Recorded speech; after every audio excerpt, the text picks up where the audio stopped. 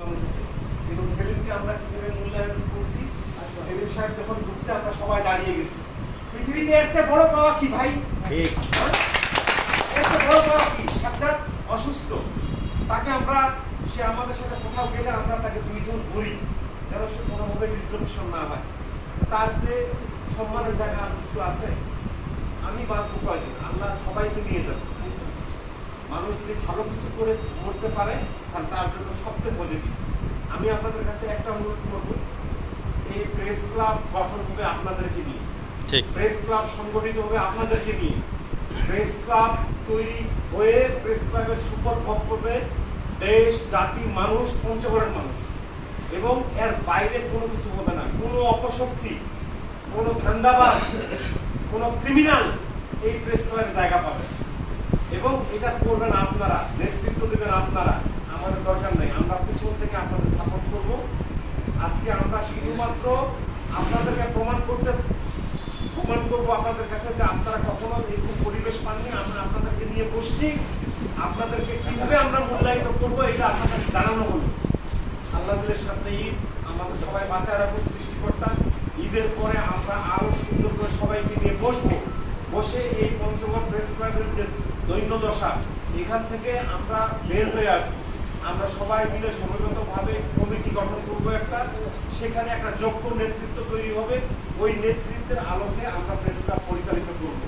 আমরা সবাইকে আহ্বান করেছি, দোষ ত্রুটি মানুষের থাকতে পারে, অন্যায় অত্যাচার মানুষ করে, পৃথিবীতে যুগ যুগ ধরে হয়েছে, রাসূলের প্রতি অত্যাচার হয়েছে, কিন্তু রাসূল কি বলছিল যে আমার বিরুদ্ধে যারা অত্যাচার করছে আল্লাহ তুমি তাদেরকে জ্বালায় দাও? বলেনি। উনি বলছে আল্লাহ তাদেরকে হেদায়েত করো, তারা যেন ভালো পথে আসতে পারে।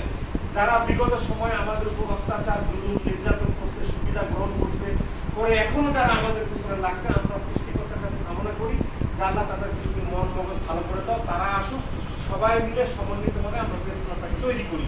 আমাদের এই মানসিকতা আছে বলে আজকে এই অনুষ্ঠানটা আমরা আয়োজন করেছি। এটা করতে গিয়ে আমরা অনেক রকম প্রতিবন্ধকতা শিকার হয়েছি, আমরা এটা মনে করি না।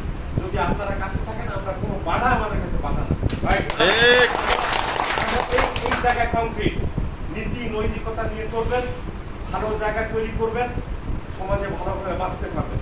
যদি এই পেশাটা পৃথিবীতে সবচেয়ে মূল্যবান পেশা, সবচেয়ে সম্মানের পেশা, এই পেশায় আসছেন, পড়াশোনা করার সুযোগ আছে, মানুষ হওয়ার সুযোগ আছে, মানুষকে ভালোবাসার সুযোগ আছে, সৃষ্টিশীল অনেক কিছু করার সুযোগ আছে। সুতরাং নিজের অবস্থান থেকে যে যে কাগজে থাকি না কেন, আমি রায়হান, আমি, আমার বয়স এখন প্রায় 57 বছর, সেলিম, আমি, শহীদ ভাই, আমরা একই বয়সে।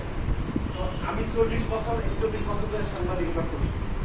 আল্লাহর কাছে শুকরানা, জীবনের এই পর্যন্ত, শেষ পর্যন্ত, মানে যেখানে আছি অনেক ভালো জায়গায় কাজ করছি, অনেক হাইলাইট করা কাগজ, অনেক হাইলাইট করা টেলিভিশন, মূল ধারার যে সংবাদপত্র, সেখানে আমি কাজ করতেছি।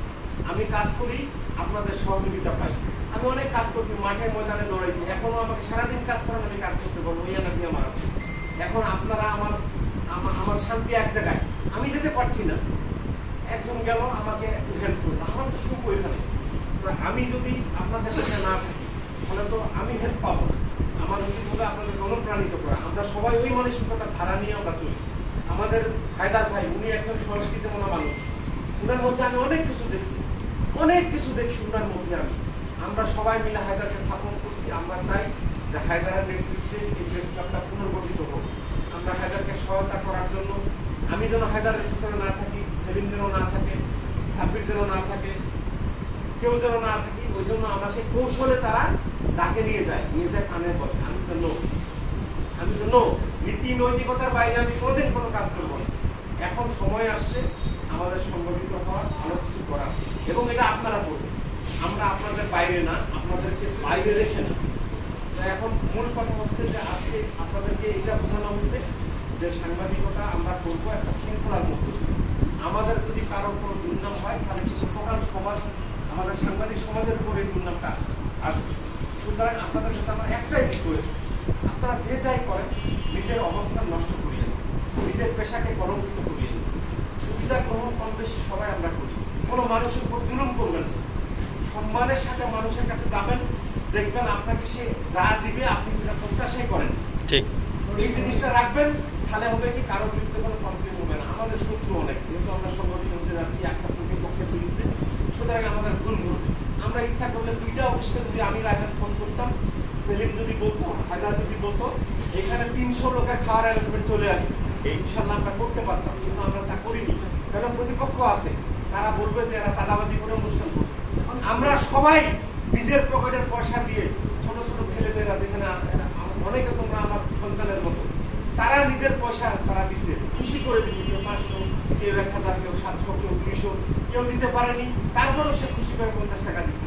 এই যে সুখটা, এটা আমরা এমনি করছি। আমরা নিজের পয়সা দিয়ে আজকে অনুষ্ঠান করতে করলাম, 4টা খাবো, নিজেদের মধ্যে শেয়ারিং করবো, প্রতিদিন সময় সুযোগ করে প্রেস ক্লাবে আসবো। আর সবচেয়ে বড় কথা, যদি আপনি নিজেকে প্রতিষ্ঠিত করতে চান, সম্মানিত করতে চান, তাহলে আপনাকে আরেকজনকে সম্মান দিতে হবে। যে আপনার চেয়ে একটু বেশি বয়সে বড়, জ্ঞানে বড়, অভিজ্ঞতায় বড়, দক্ষতায় বড়, আপনি তাকে সম্মান করবেন, দেখবেন পৃথিবীতে আপনি সবচেয়ে সম্মানিত হবেন।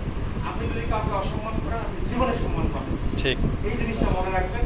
আমরা ইনশাল্লাহ ঈদের পরে সুবিধাজনক সময়ে আবার সবাই মিলে বসে একটা চূড়ান্ত সিদ্ধান্ত নিব যে আমরা আসলে কতদিনের মধ্যে কমিটিটা করবো, কারণ এইভাবে চলা যায় না।